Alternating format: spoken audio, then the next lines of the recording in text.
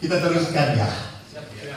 Setelah kita berbicara tentang komunitas, hidup komunitas, tadi fondamennya. Jadi maaf malam ini ada saya buat mabok itu masukan-masukan. Supaya malam nanti ada tertidur pulas. Bertemu malaikat tanpa sayap. Kita akan melihat apakah sebuah pelayanan itu berkat atau beban. Pasti beban. Gitu? Yang membawa berkat. Jadi kita harus belajar sekali lagi. Kalau mau pelayanan, kita harus belajar untuk melatih batin kita. Tidak otomatis kita itu tercipta untuk melayani orang lain. Betul atau tidak? Betul. Sejak kecil kita itu tercipta untuk melayani diri sendiri. Ini untuk saya. Ini punyaku. Kau boleh. Baru setelah kita besar, kita tahu apa artinya berbagi. Ini kamu boleh pakai, ini boleh pinjam. Nah ini, gitu ya. Jadi memang sejak awal mula manusia itu tercipta untuk melayani dirinya sendiri. Tetapi dalam proses perkembangan hidupnya ada entitas lain, keberadaan lain, di mana manusia diciptakan untuk yang lain. Bahkan di dalam istilah spiritualitas untuk maksud ilahi. Nah, kalau kita berbicara tentang pelayanan itu berkat atau beban, saya mungkin pernah mengutip kitab suci ini di hadapan prodiakon yang pernah rekoleksi dengan saya. Jadi saya selalu mengutip percakapan Yesus dengan Simon di akhir-akhir perjumpaan mereka. Maka munculnya di ayat terakhir, ayat 21. Sesudah sarapan Yesus berkata, Simon, anak Yohanes, apakah engkau mengasihi aku lebih daripada mereka? Jawab Petrus, benar Tuhan, Kau tahu bahwa aku mengasihi engkau. Kata Yesus, gembalakanlah domba-domba. Kata Yesus yang kepadanya itu kedua kalinya, Simon, anak Yohanes, apakah engkau mengasihi aku? Jawab Petrus, benar Tuhan, Kau tahu bahwa aku mengasihi engkau. Kata Yesus, gembalakanlah domba-domba. Kata Yesus kepadanya untuk ketiga kalinya, Simon, anak Yohanes, apakah engkau mengasihi aku? Maka sedih hati Petrus, karena Yesus berkata untuk ketiga kalinya, apakah engkau mengasihi aku? Dan ia berkata kepadanya, Tuhan, Engkau tahu segala sesuatu. Engkau tahu bahwa aku mengasihi engkau. Kata Yesus kepadanya, gembalakanlah domba-domba. Sampai 3 kali dengan kalimat yang sama dan notabene gak nyambung. Gak nyambungnya apa? Kalau saya tanya, Pak, apakah Bapak mencintai saya? Lalu, ya saya mencintai. Saya akan ngomong apa? Saya juga mencintai Bapak. Ya atau tidak? Itu kan nyambungnya. Tetapi Yesus berkata apa? Gembalakanlah domba-domba. Jadi saya kok mau mengatakan apa? Kalau kau mencintai Allah dan kau tidak melayani, kau pembohong besar. Jadi kalau kita mencintai Allah, kalau kita tidak melayani, Anda adalah penipu. Kalau istilah bahasa Papua, Aminawas.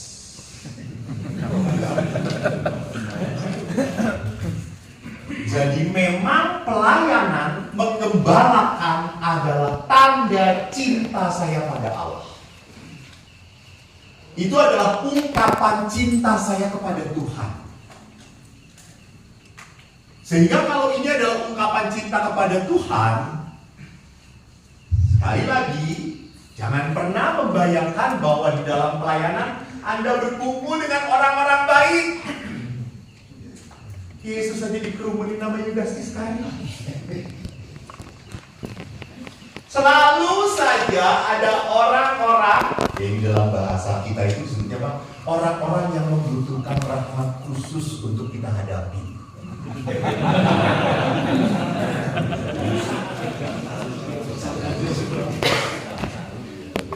Orang yang harus kita hadapi harus mendapatkan apa? Doa-doa khusus, jimat-jimat khusus.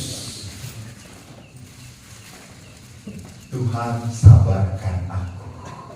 Tuhan, buat aku jangan kesal oleh dia. Saya sudah mulai kesal, Tuhan. Jadi saya harus sadar bahwa di dalam sebuah pelayanan, Yesus pun akhirnya tadi berkata apa? Sewaktu muda, saya nggak terusin ya. Sewaktu muda, engkau bebas kemanapun kau pergi. Tetapi setelah kau tua, kau akan diikat. Dan kau akan dibawa ke tempat di mana kau tidak kehendaki. Inilah pelayanan. Pelayanan adalah tempat di mana Anda dibawa ke tempat yang tidak ada kehendaki. Maka kalau dalam pelayanan Anda sebel, Anda jengkel, Anda marah, good. Anda di tempat yang benar. Oke. Anda jengkel, Anda kecewa, Anda merasa capek banget, tidak dihargai. Tempat yang tepat. Bahkan seringkali apa? Seringkali Allah membiarkan kelemahan orang lain menjadi apa? Menjadi tempat bagi kita untuk menyucikan kita. Karena kalau hidup lurus-lurus saja, lempeng-lempeng aja, kita bergaul dengan orang-orang baik-baik saja, enteng kok hidup kita. Gak perlu baik juga orang, kita benar-benar baik kok. Tapi pada saat kita ketemu dengan orang-orang sulit, berat, butuh rahmat dan doa dan puasa. Karena roh semacam ini tidak bisa dihadapi tanpa puasa.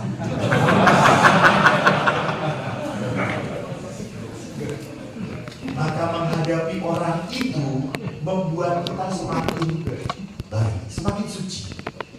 Allah menyucikan kita lewat kelemahan saudara kita. Oleh karena itu mari kita lihat identitas pengikut Kristus siapa sih? Yohanes jelas 13 ayat 35. Dengan demikian semua orang tahu bahwa kamu adalah murid-muridku kalau kamu saling mengasihi. Saling mengasihi. Dan kasih muncul secara logika di dalam pelayanan. Salah pelayanan. Saudara-saudara, saya tadi sudah mengatakan bahwa tindakan kasih yang sungguh murni adalah selalu merupakan tindakan yang digerakkan oleh Roh Allah. Maka Rasul Paulus, biarkanlah rohmu menyala-nyala dan layanilah Tuhan. Jadi ini apa namanya? Gerakan yang harus berurutan. Jangan melayani dulu sebelum rohnya bernyala-nyala. Nah masalahnya roh ini sedang redup, sudah dipilih jadi prodiakon.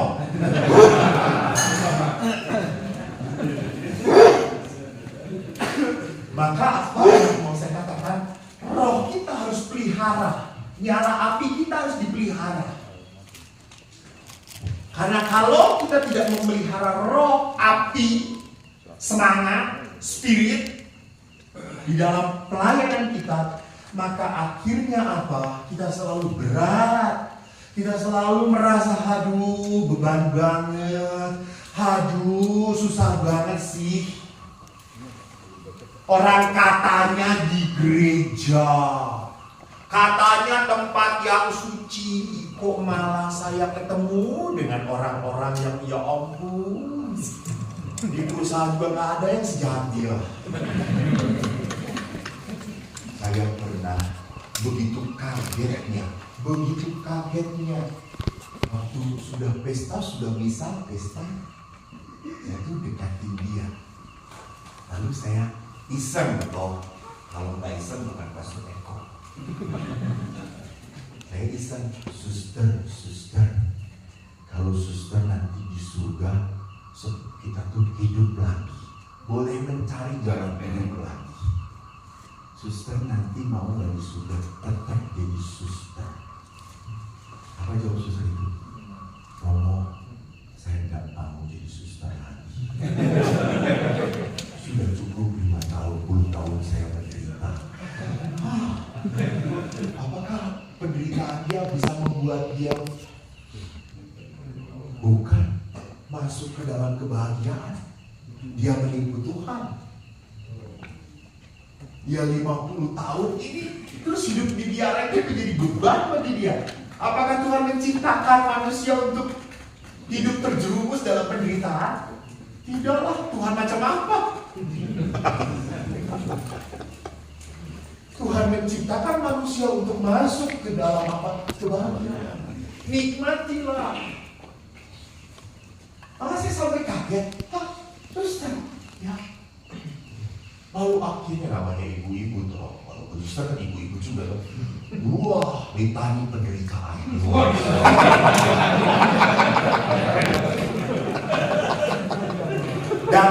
Dan notabene litani itu buah alami.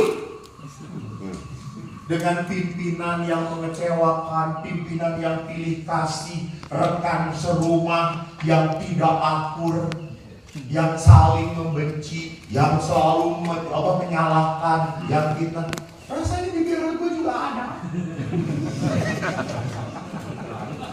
Sama, tapi saya kalau disuruh lagi, saya tetap jadi imam. Daripada jadi perdiakon kayak gini. Sorry to say.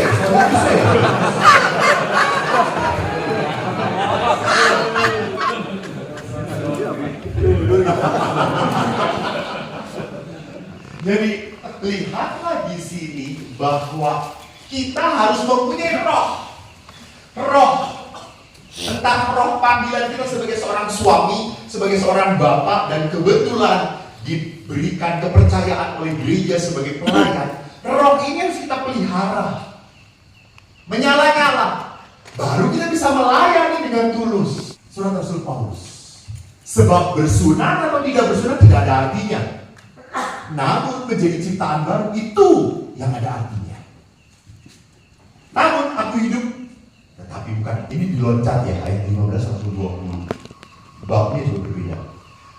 Jadi Paulus memperlihatkan di dalam surat Galatia bahwa manusia itu harus menjadi ciptaan yang baru. Dan ciptaan baru itu bagaimana? Bukan lagi aku sendiri yang hidup, melainkan Kristus yang hidup di dalam aku. Jadi Paulus mengatakan hidupku diatur oleh Kristus. Hidupku diatur oleh keutamaan, kebaikan. Kalau supaya gampang sih gitu ya. Jadi karena Anda jangan berkata, jadilah kalau gue diatur sama Kristus, gak bisa golok lagi. Gak bisa jalan-jalan lagi, gak bisa minum-minum lagi. Kata siapa? Yesus aja minum-minum. Cuma gak mabok. Minum-minum dalam tradisi di Yahudi itu sangat kental banget gitu minum itu. Tetapi apa yang mau saya katakan bahwa kebaikanlah yang mengatur hidup saya. Maka Paulus, istilahnya Paulus, bukan aku lagi, tapi Kristus yang hidup dalam diriku. Dan surat Rasul Paulus kepada jemaat di Roma bab 8 sampai ayat 14 sampai 16 mengatakan semua orang yang dipimpin Roh Allah adalah anak-anak Allah. Sebab kamu tidak menerima roh perbudakan yang membuat kamu jadi takut lagi. Kamu telah menerima roh yang menjadikan kamu anak Allah.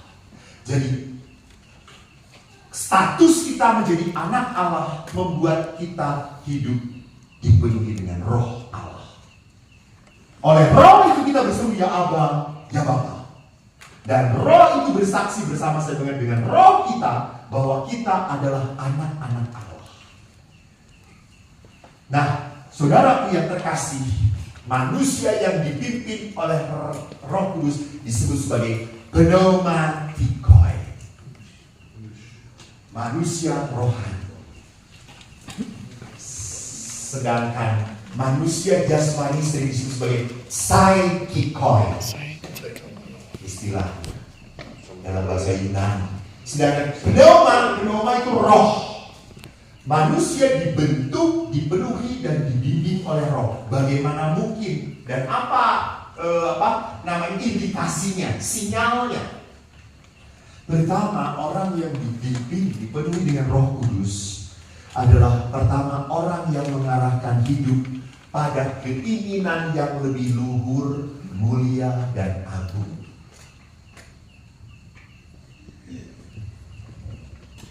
Kemarin seorang ibu bicara dengan saya, Romo, maaf, saya bertanya, saya itu kebetulan tanpa saya minta, tanpa saya usahakan, saya itu mendapatkan karunia Romo. Lalu saya tanya, apa karunia ibu? Saya beberapa kali membantu orang dalam kesulitan usaha. Saya lihat tuh, tiba-tiba ada dorongan batin yang saya katakan. Beberapa saya bantu orang-orang yang dikuasai oleh roh-roh kegelapan, dalam tanda petik santet. Terus dia tanya, Romo, saya mau tanya, apakah saya dosa atau tidak? Lalu saya berkata, Bu, pertama, dalam ajaran Ignatius tentang latihan rohani, bahwa seluruh karunia itu harus mendatangkan kemuliaan bagi Allah. Bu, karunia tidak pernah boleh mendatangkan kemuliaan bagi manusia. Jadi, kalau ibu akhirnya memakai karunia ini untuk memuliakan diri sendiri, ibu dosa, ibu salah. Jadi setiap karunia dari Tuhan harus mendatangkan kemuliaan dari Allah. Kedua, Ignatius berkata, roh baik, roh jahat, kita harus tahu roh discretio spiritu. Salah satu pembedaan roh baik, roh jahat adalah apa? Roh jahat itu kalau mau memulai gampang, tidak perlu pengorbanan, tapi akhirnya akan berdarat pada penderitaan. Kalau roh baik mau memulainya, selalu dituntut penderitaan, pengorbanan, dan berat, tapi berakhir dengan kedamaian. Jadi ibu yang bisa menilai diri ibu, apakah karunia ini sungguh dari Tuhan atau tidak? Dan ibu cerita, Romo, setelah saya mendoakan orang, saya itu menjadi sakit. Badan saya sakit. Saya berdoa terus-menerus. Apalagi kalau sudah doa penyembuhan, orang itu bersyukur sembuh, saya menderita. Lalu saya ceritakan, Bu, ingat orang-orang kudus, mereka selalu pada saat mereka mendoakan orang, memang selalu ada indikasi rohaninya apa? Orang-orang ini akan menderita, seperti dihantam oleh kuasa-kuasa jahat. John Maria Vianney, salah seorang pastor di Ars yang sangat suci, walaupun bodoh. Kalau saya udah bodoh, tidak suci. John Maria Vianney sangat terkenal sehingga orang-orang banyak bimbingan rohani dan pengakuan dosa, dan banyak sekali orang hidup rohani ditumbuhkan karena nasihat dan doa Maria Vianney. Dan Maria Vianney cerita dalam bukunya apa? Setiap malam saya tidak bisa tidur, selalu digoda oleh kuasa-kuasa jahat. Supaya apa? Supaya saya tidak melayani.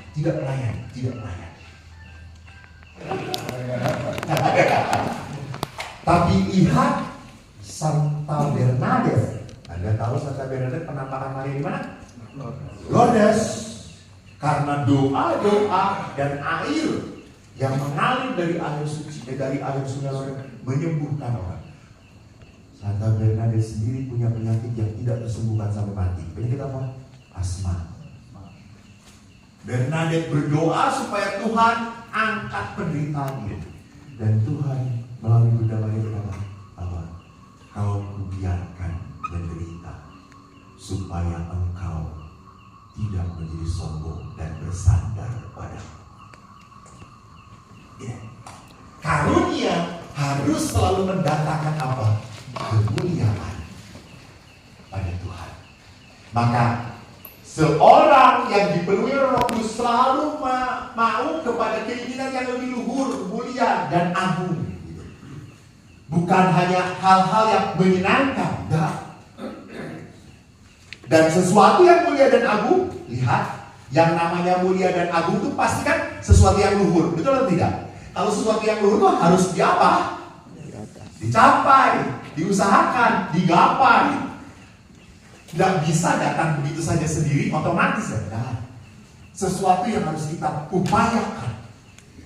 Kedua, Penuh Joy, manusia rohani adalah manusia sadar bahwa hidupnya bagi kemuliaan Allah. Hidup bagi kemuliaan Allah berarti apa? Apakah saya melakukan sesuatu ini, mengerjakan sesuatu ini berkenan pada Tuhan atau tidak? Apakah saya melakukan ini menyakiti hati Tuhan atau tidak? Jadi orang ini selalu mempertimbangkan Allah dalam pilihan hidupnya. Jadi bukan hanya mempertimbangkan pikiran saya, perhitungan saya, pros and cons-nya, gitu. Baiknya apa, positifnya apa, negatifnya apa. Tidak hanya itu. Tetapi apakah Tuhan berkenan? Apakah Tuhan dihina? Apakah Tuhan dikhianati oleh tindakan saya, oleh pilihan hidup saya? Yang ketiga, dalam Gaudium et Spes, dekrit dari gereja mengatakan manusia tidak dapat menemukan diri sepenuhnya tanpa dengan tulus hati memberikan dirinya. Jadi gereja pun mengingatkan kita bahwa orang itu menemukan diri pada saat dia memberikan dirinya, waktunya, tenaganya, pikirannya. Mohon maaf, kadang-kadang sorry ya. Saya tidak mau menyebutkan parokinya. Nanti Anda tahu. Saya harus mendampingi para pelayan. Lalu saya itu pendamping. Lalu kemudian ada ketuanya. Pada saat kita rapat, kita berbicara, sharing untuk pelayanan, bagaimana harus kita kita buat semua usul, semua bicara. Karena kita sudah memutuskan apakah pelayanan ini harus seperti ini sikapnya atau berbeda. Contoh, karena banyak sekali kasus di paroki pada saat itu adalah kawin kepepet. Jadi sudah hamil, menikah. Nah itu tuh biasanya pelayan-pelayan ini yang harus urus karena pasturnya jauh. Kami datang ke stasi itu bisa 50 km. Jadi mereka yang mengurus dulu, baru panggil imam setelah itu. Bagaimana para pelayan menghadapi mereka? Disebutnya adalah perkawinan migran. Nah, Bapak Uskup di keuskupan itu sudah memberikan surat bahwa walaupun sudah hamil, tetap harus melakukan penyelidikan kami tetap harus memberikan status-status yang jelas. Saya mengatakan, ingat, kita bekerja di gereja ada aturan. Dan gereja paroki harus taat pada aturan yang di atasnya, aturan keuskupan. Maka ingat para pelayan, kalau ada kasus seperti itu, bagaimanapun kita harus melayaninya. Tiba-tiba si bapak udah jarang ngomong, nggak pernah ngomong, langsung nggak bisa Ton. Sudah hamil ini bagaimana, sudah hamil besar, tidak keluar anaknya. Pak, suruh keluar aja tapi jangan dikawinin dulu. Mereka lupa. Jadi mereka itu selalu berpikir harus perkawinan gereja dulu supaya beres. No. Biarin nanti aja dulu. Lu keluarin dulu anaknya nggak apa-apa. Langsung ditahan-tahan. Nanti setelah itu diurus. Tapi sudah tidak punya anak, tapi belum diberkati di gereja. Salah sendiri kan abang nganakin.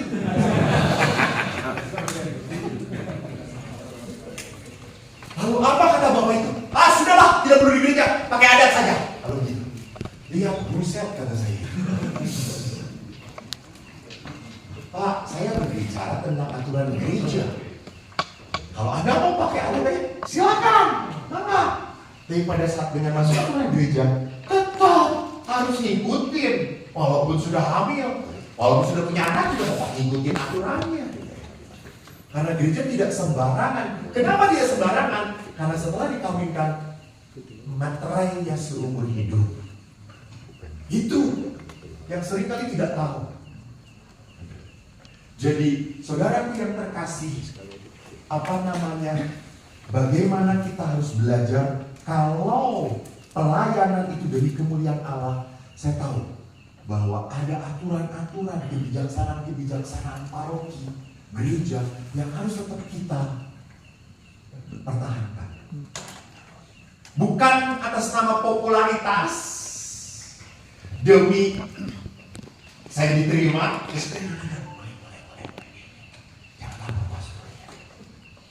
nggak bisa. Di paroki itu saya menghadapi banyak banget. Sudah pastor kami diberkati sama ini, kalian di sana boleh doakan. Edan kata saya. Gak bisa itu terjadi. Karena apa? Kita demi diri sendiri. Yang ketiga, manusia pneumatikal adalah manusia yang berani membentuk hidupnya lewat apa? Doa, firman, dan komunitas. Jadi ini adalah tiga struktur yang membangun hidup beriman kita. Saya harus punya doa tadi yang saya katakan. Bagaimanapun saya harus berani membaca kitab suci. Maka saya senang sekali bahwa di Jakarta itu ada EJ, ada KKS, ada KEP, SEP, KPKS, betul. KPKS, apa lagi? CFC, Catholic Family Institute, Kapal for Christ, betul. Men's Encounter, tetapi banyak sekali bagaimana umat akhirnya dipicu untuk apa? Membaca. Karena pada saat orang Santo Hieronymus mengatakan orang yang tidak mau membaca kitab suci adalah orang yang tidak peduli pada Allah. Jadi membaca kitab suci adalah sebuah cara kita untuk menunjukkan apa? Kemauan kita dibentuk oleh Allah. Yang ketiga, komunitas. Jadi prodiakon itu harusnya menjadi sebuah komunitas, bukan hanya kelompok pelayanan, komunitas prodiakon. Jadi dalam komunitas itu ada hati, walaupun laki-laki juga butuh hati. Kalau tidak punya hati nggak bisa berhati-hati hidupnya. Labrak sana, labrak sini. Maka Rasul Paulus menulis suratnya kepada jemaat di Korintus mengatakan, aku bergembira atas kedatangan Stefanus, Fortunatus dan Akaius karena mereka melengkapi apa yang masih kurang padaku. Lihat bahwa Paulus pun di dalam pelayanan menyertakan komunitas dia. Karena mereka menyegarkan rohku dan roh kamu. Hargai orang-orang yang demikian. Sebab itu kami menjadi terhibur, dan selain penghiburan yang kami peroleh, kami lebih bersukacita karena sukacita Titus. Sebab kamu semua menyegarkan hatinya. Jadi Paulus di dalam pelayanannya pun bukan single fighter. Paulus selalu disertai rekan pelayanan. Nah, yang keempat, pneumatikoi adalah apa? Orang yang memberi kekuatan dan daya dorong yang membimbing hidup kita. Orang yang sadar bahwa yang memberi kekuatan dan daya dorong dalam hidup kita adalah Roh Allah sendiri. Maka kita harus sadar bahwa Paulus, ini bahasanya Paulus seperti yang tadi saya katakan, kita itu selalu dalam tarik menarik. Ada dua kutub yang selalu menarik dari kita. Hidup seorang Kristiani yang hidup di dunia dengan aturan roh Tuhan, atau hidup di dunia dengan aturan kedagingan. Maka lihat di sini, buah roh ialah kasih, sukacita, damai, sabar, murah hati, kesetiaan, kelemah lembutan, dan penguasaan diri. Ini bagus. Saya suka. Ada buah yang ke-9, yaitu apa? Penguasaan diri. Lihat, bukan penguasaan istri. Bukan penguasaan atas orang lain. Dan justru buah roh adalah saya bisa menguasai diri saya, menguasai emosi saya, menguasai ambisi saya, menguasai kesombongan saya, menguasai hawa nafsu saya. Itu orang yang hidup dalam roh. Tidak semata-mata gue tahu langsung ceplos begitu saja. No. Kau tahu tapi kau harus bijaksana. Manusia makin tua harus makin bijaksana. Jangan rambut aja makin putih seperti saya. Tidak. Nah, tapi kebijaksanaan itu berarti apa? Berarti orang yang mau hidupnya apa? Lebih dipimpin oleh roh, bisa menguasai diri dia. Barang siapa menjadi milik Kristus Yesus, ia menyalibkan daging dengan segala hawa nafsu dan keinginannya. Maka jika kita hidup oleh roh, baiklah hidup kita juga dipimpin oleh roh. Jadi kalau manusia hidup dalam pelayanan yang dipimpin oleh roh Allah, maka melihat pelayanan itu sebagai sebuah karunia Tuhan. Jalan untuk penyucian hidup kita. Ingat yang tadi saya katakan di dalam ibadah. Timothy Keller adalah seorang pastor Calvin. Dia teolog, tetapi pikiran-pikirannya sangat genial. Dia bagus.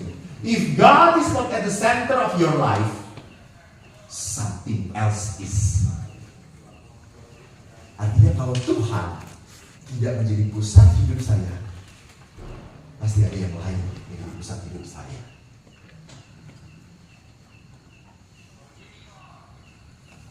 Saya tanya, ini yang selalu menjadi pertanyaan waktu para pastor. Apa yang paling berharga dalam hidup Anda?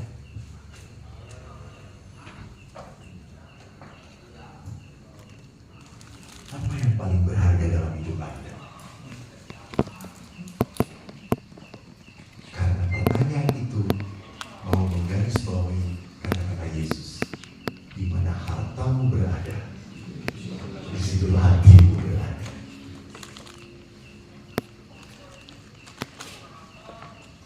Di saat saya mengatakan bahwa kesenangan menjadi hal yang utama dalam hidup saya, maka saya selalu akan mencari hal-hal yang menyenangkan saya.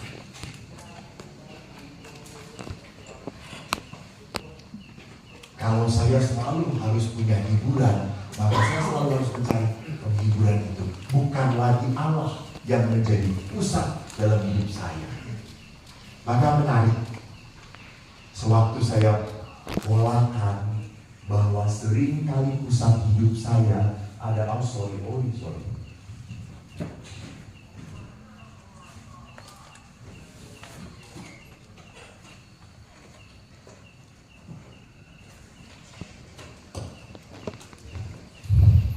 Di dalam diri saya, pusat kehidupan saya adalah diri saya sendiri. Ini adalah lingkaran-lingkaran yang menyibukkan diri saya, aktivitas saya, pekerjaan saya, hobi saya, teman-teman saya, keluarga saya. Dan bisa terjadi Allah tidak pernah menjadi hal yang diperhitungkan dalam kehidupan. Jadi ada tipe orang yang hidupnya sama sekali tidak memperhitungkan Tuhan. Tapi yang paling banyak adalah tipe yang seperti ini. Yaitu apa? Saya, maka Allah pun menjadi sebuah kegiatan. Di samping kegiatan berteman, bekerja, hobi, berelasi, berdoa menjadi kegiatan juga.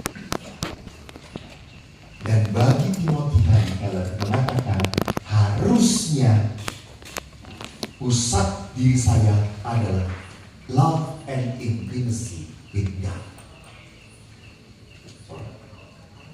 Cinta dan kedekatan saya dengan Tuhan.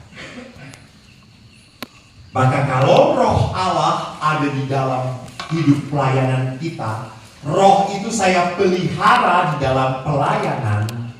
Spiritualitas pelayanan yang muncul adalah spiritualitas pertama, gratuit, tanpa pamrih. Jadi melayani pun berani sia-sia, berani nggak kepake. Ya sudah, tanpa mengatakan saya melayani supaya saya masuk surga. Belum tentu.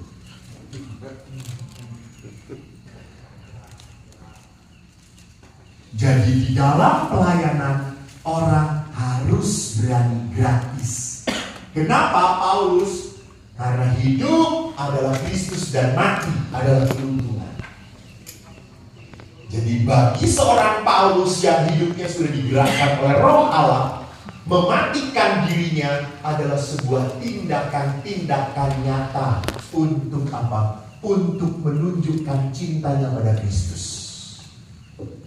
Jadi di dalam pelayanan saya harus berani memberikan diri tanpa menuntut untuk dihargai, diakui. Bahkan tanpa menuntut hasilnya dengan mengatakan, nah ini tuh semua berhasil karena gue.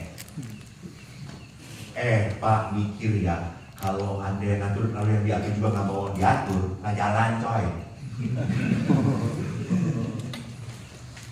Jadi Bapak harus berkata, ini semua teratur karena semua orang yang saya atur ini rendah hati. Nah, dan yang atur tinggi hati. Gitu ya. Jadi tidak ada dalam pelayanan ini semua terjadi karena saya. No. Ini semua berjalan karena semua rela mau bersama demi kebaikan bersama. Demi kebaikan umat di alam sutra ini. Supaya umat gak ngedumel bagi komuninya kelamaan. Sudah tidak masuk akal kalau komuni itu sampai 15 menit.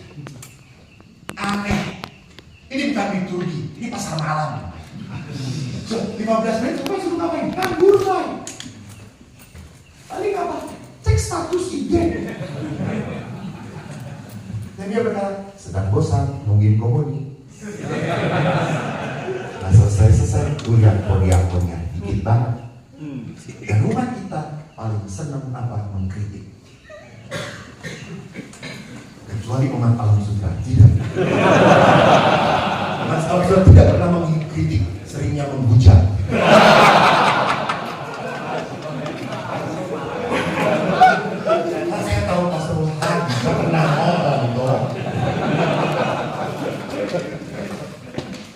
Jadi di dalam sikap ini adalah apa? Saya berikan. Saya punya tenaga, saya punya waktu, saya punya diriku. Demi apa? Sekali lagi, demi kebaikan bersama.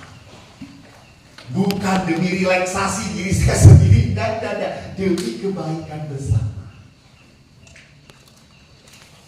Sudah, saya berikan, saya korbankan. Ini gratis. Yang kedua adalah apa? Semangat spiritualitas pelayanan dari Paulus adalah pengosongan diri, menghampakan diri. Ya, jika kita hidup untuk Tuhan. Jika kita mati untuk Tuhan.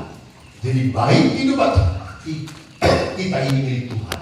Jadi kenosis itu artinya mengosongkan diri kita dari segala macam ambisi dan keinginan yang tidak sesuai dengan semangat pelayanan. That's good. Kosongkan diri Anda dari keinginan yang tidak sesuai dengan pelayanan. Jadi saya harus berani melepaskan. Kenapa? Karena kalau di dalam pelayanan kita memasukkan ambisi, keinginan pribadi, saya jamin seluruh pelayanan akan berakhir pada kekecewaan dan rasa sakit hati. Ya atau tidak? Saya kecewa, saya sakit hati. Banyak loh orang-orang pelayan Katolik yang akhirnya pindah gereja, sakit hati oleh pastornya, kecewa pastornya. Jadi lihat dalam pelayanan kalau kita memasukkan ambisi-ambisi kita, keinginan kita, jadwal-jadwal kita, mimpi-mimpi kita, rencana-rencana kita ke sana, pasti Anda akan kecewa. Pasti Anda akan tersakit. Maka Paulus berkata, kosongkan. Yang ketiga adalah apa? Pelayanan harus selalu muncul dari hati yang tergerak oleh belas kasih, misericordia. Ini adalah apa? Tindakan Yesus. Selalu Yesus melihat penderitaan, selalu dikatakan dalam kitab suci apa? Hatinya tergerak oleh belas kasih. Jadi seorang prodiakon melihat, jadwal kosong, tapi gue udah 2, oke lah, gue mau 1 lagi. Oke. Kalau perlu 3 lagi. Saya bisa nginep di pastur.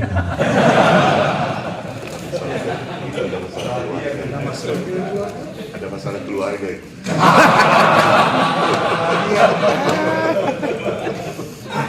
Pertanyaannya, emang ada bapak prodiakon yang bertahan dengan istrinya? Gas kiri.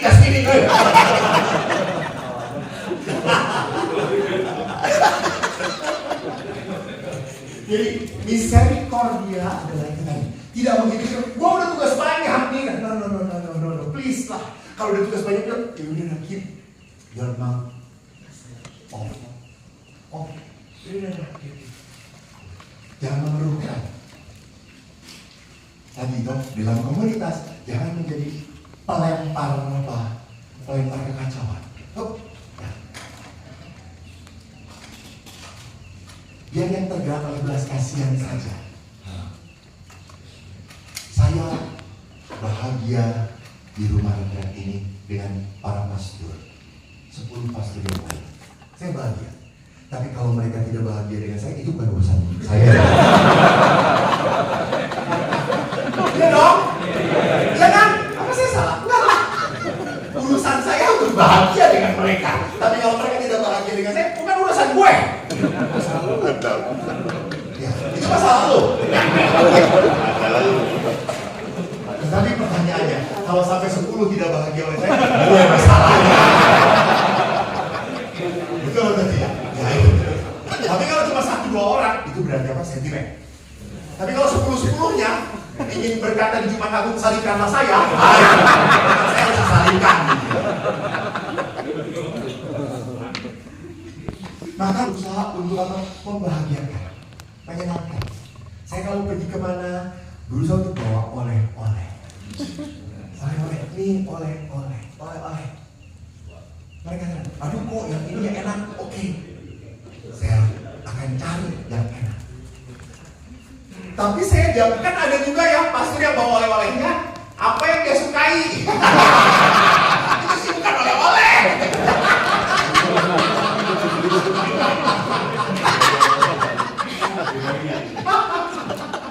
Jadi, oleh-oleh ya yang membuat orang lain suka gitu ya. Itu saya berusaha untuk bagaimana memikirkan.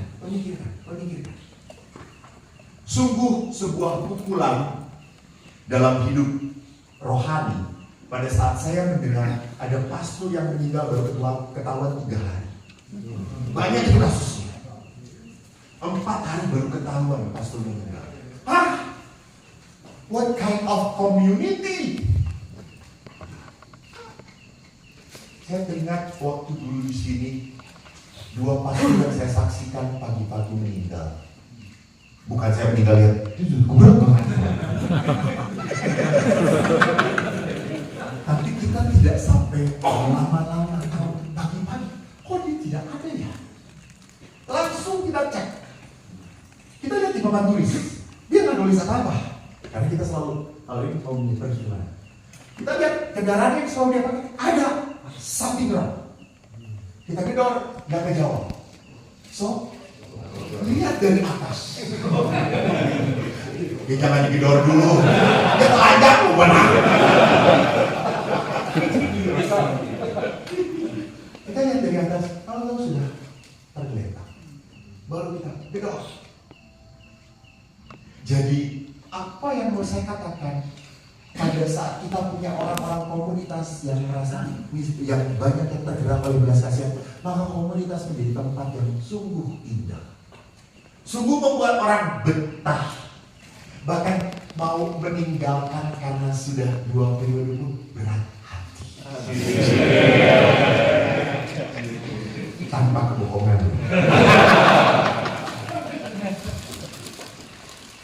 Karena apa? Kerinduan.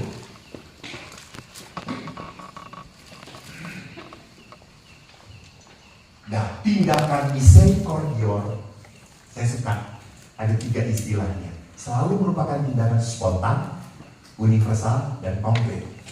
Spontan itu artinya apa? Gua lihat dia butuh minum. Udah gua kasih. Ya langsung. Gua lihat dia kehausan. Nanti tunggu, pasti orang itu dia yang mau ngasih deh.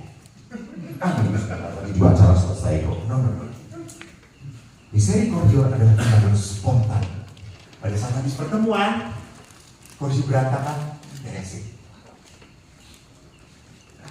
Saya berikan sekali waktu saya tinggal di paroki Medan.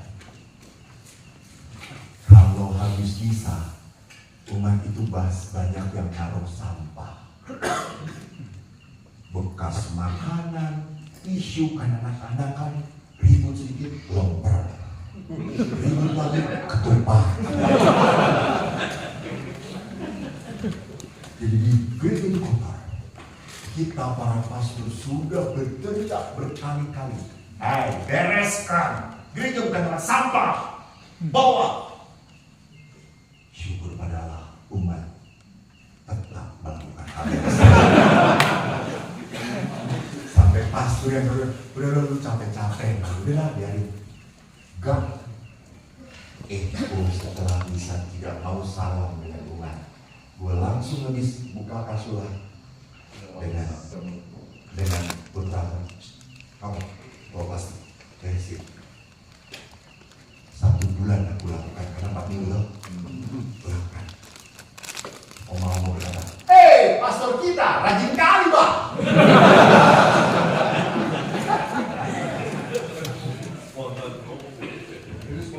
Ya betul spontan. Spontan ini dibeliin banget.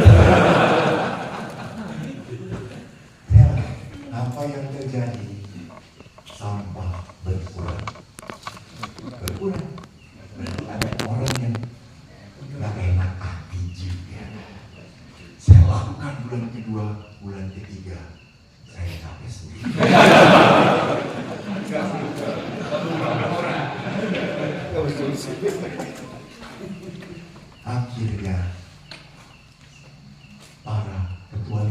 banyak mengingatkan, jangan memalukan.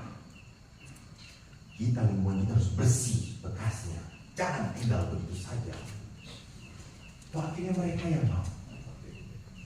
Jadi lihat Bapak Ibu, alah Bapak-bapak, tindakan belas kasih adalah tindakan yang spontan. What can I do? What can I do? What can I do?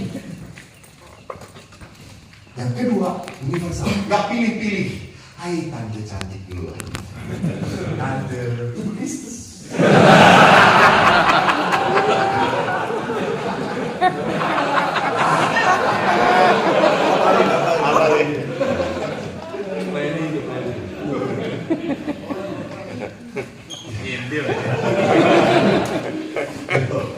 Nah, saya juga kan manusia ya.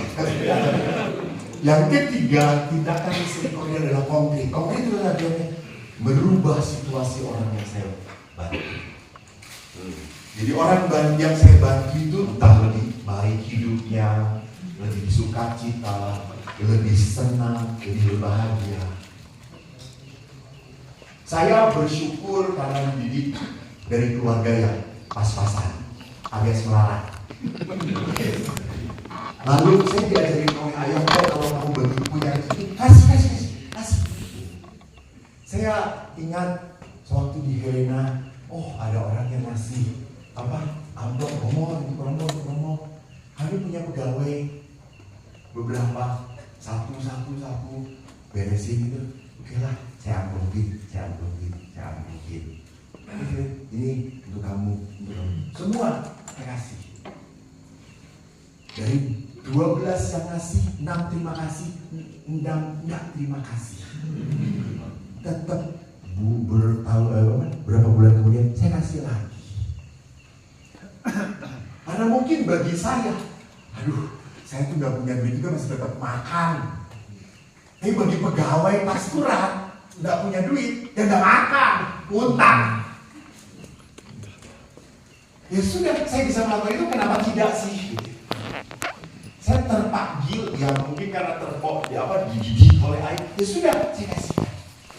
Ya sudah, saya sedang punya, dan saya tidak membutuhkan.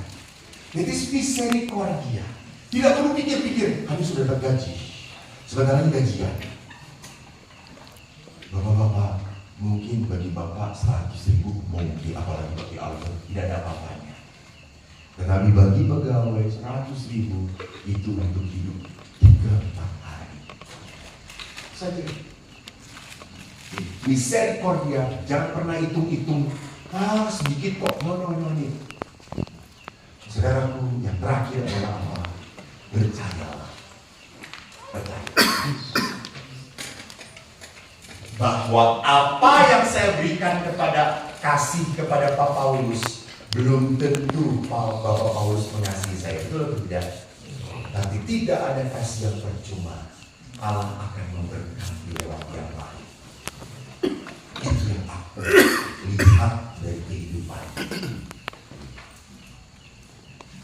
Jadi orang lain akan digerakkan oleh Allah untuk memberkati kita, untuk menunjukkan belas kasihnya pada kita. Maka Allah berkata, hendaklah engkau berbelas kasih seperti Bapamu yang penuh kemurahan. Maka itu dijadikan moto untuk tahun apa? Kerahiman ilahi. Saudaraku yang terkasih, pelayanan sekali lagi adalah beban. Pelayanan akan selalu menjadikan berat. Tetapi jangan lupa, there's no crown without cross. Tidak ada kemuliaan tanpa penderitaan, tanpa salib. Tuhan memberkati. Amin.